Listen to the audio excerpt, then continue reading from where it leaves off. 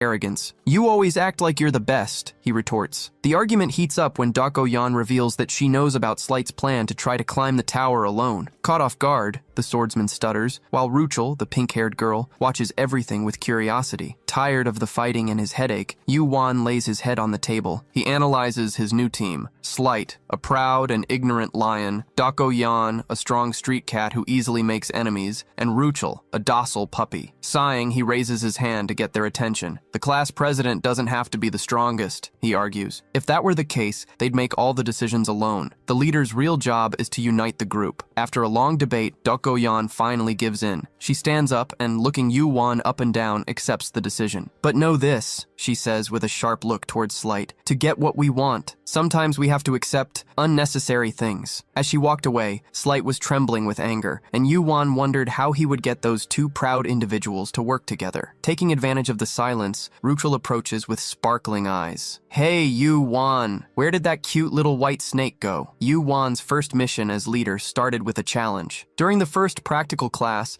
in a training field with other classes, a stone-bodied student from Class 1 started to challenge the professor. The regular students, who already hated the special admission ones for their preferential treatment, got rowdy, all wanting a chance to fight them. Yu Wan just put on a clueless face, but Slight was already expecting this, knowing the resentment the other classes held for them. In the middle of the chaos, the stone student, whose name was Erector, notices Professor Yumina's brooch on Yu Wan's uniform, a symbol of his status. Enraged at seeing a weakling with such an honor, he shouts, demanding to be the first to fight. The professor, finding the rivalry interesting, looks directly at Yu Wan. All right, the professor announces to the crowd, ban Yu Wan. You will be Erector's opponent. Meanwhile, in her office, Professor Yumina was reading the reports from the joint class in disbelief. A practical combat between classes in the very first period? It was a disproportionate and arrogant decision, and she wondered who would have designed such a hostile curriculum. Back on the training field, the substitute professor was announcing the matchup,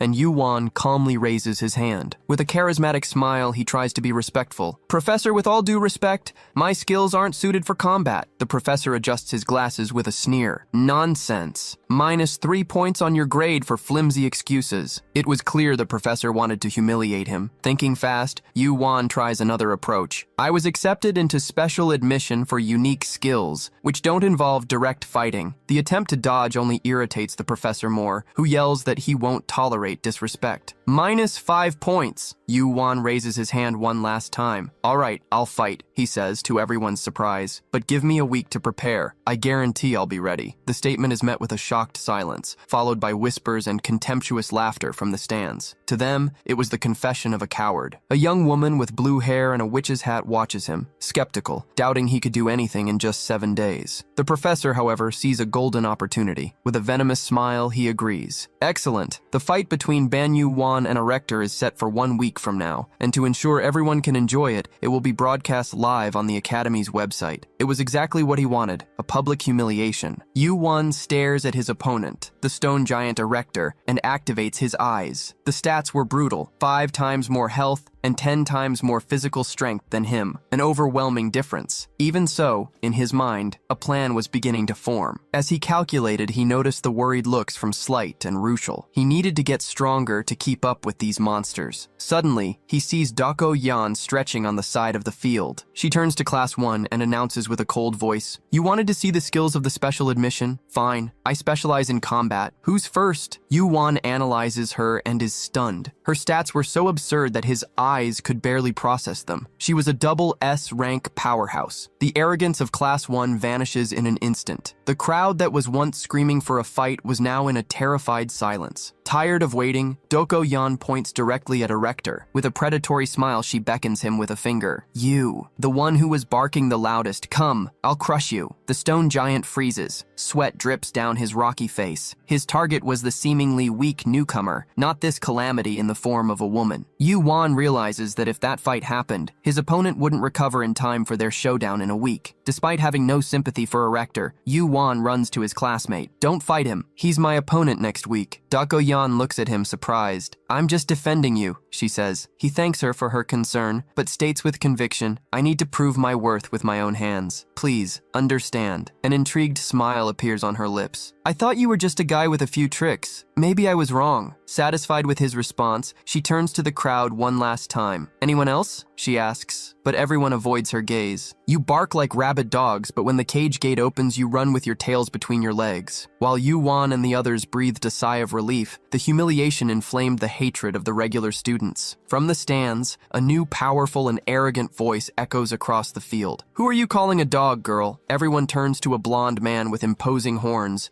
who exuded an overwhelming aura of power. It's always the weak who travel in packs, he says with a disdainful smile. Growling to protect their little group, small dogs are a pathetic sight. Dako Yan's attention turns completely to him, and a new, much more dangerous confrontation was about to begin. The horned man smiled with a palpable arrogance, sure that no one there could challenge him. But Yu Wan saw something more. That man's power was in a completely different league, even among the prodigies. Who is he? Yu Wan asks. Slight answers with a tense voice. That's Ortama, regent of the Katui's dimension. He belongs to one of the 10 great families that rule the highest-ranking dimensions. As Ortama came down from the stands, even his own companions looked nervous. He approaches the substitute professor and demands that the fight be made official. The professor, with a malicious grin, pulls out a recording device. He's going to stream everything on the Academy's internet, Slight explains. Slight's surprise is twofold when Yu Wan not only understands what internet is, but also pulls a device from his inventory and accesses the Academy's channel. Ruchel and Slight huddle together, amazed to see the screen. On the live feed, the professor's smug face makes his goal clear, to publicly humiliate the special admission group. But Yu Wan looks at Dako Yan, who was already in the center of the arena, and knows things wouldn't go as the professor planned. The two combatants face each other,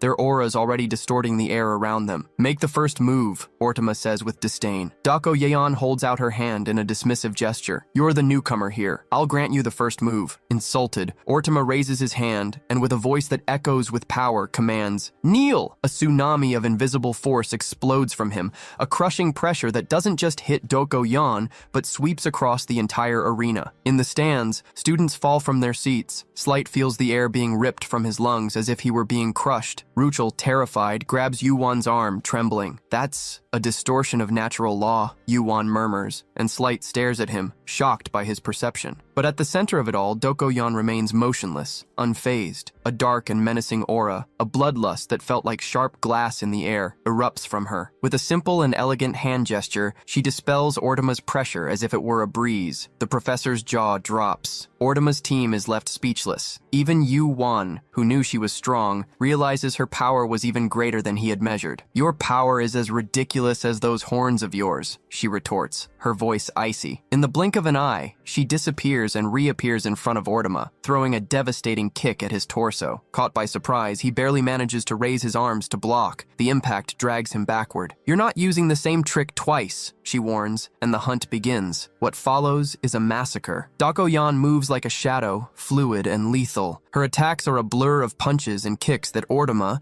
used to fighting with his overwhelming power, can't keep up with. He tries to counterattack, but his movements are slow and predictable. She dodges with ease, responding with a clean kick to his chin that makes him stagger. She's dominating a regent, Slight whispers in disbelief. Yu Wan watches it all, not with surprise, but with a cold analysis. His ability suppresses the opponent's movements, but it doesn't work on her. He's not used to fighting with his body. Slight turns to him, impressed. How could he notice these details in the middle of that frantic fight? Ortama felt more and more humiliated with every blow he took. Is that all you can do? Run your mouth? She taunts him as she dodges another desperate swing. Pushed to the limit, Ortama's reason shatters. With a scream of pure fury, he unleashes his entire aura. His eyes glow with fire. How dare you humiliate me like this? He roars, energy exploding around him. I will never forgive you. You will pay for this insult with your life. Facing the storm of power and hatred, Dako Yan just stares at him with the same cold, challenging look, ready for whatever came next. Facing Ortima's blind rage, Dokoyan remained calm, a predator waiting for the right moment to strike. "That's a concept someone like you shouldn't discuss so lightly," she says, as her own menacing aura begins to condense, ready for a counterattack. She prepares to move forward, but is interrupted. The sound of clapping echoes through the arena. It was Professor Yumina who had entered the battlefield. With her mere presence, the hostile auras of both fighters dissipated, and a vast field of flowers sprouted from the stone floor, filling the air with the sweet scent of spring. Surprised, the two combatants watched the petals floating around them. With a serene smile, but with unquestionable authority, Yumina scolds them. "The Academy does not encourage unnecessary fights. Save that strength for the tower." Furious and humiliated,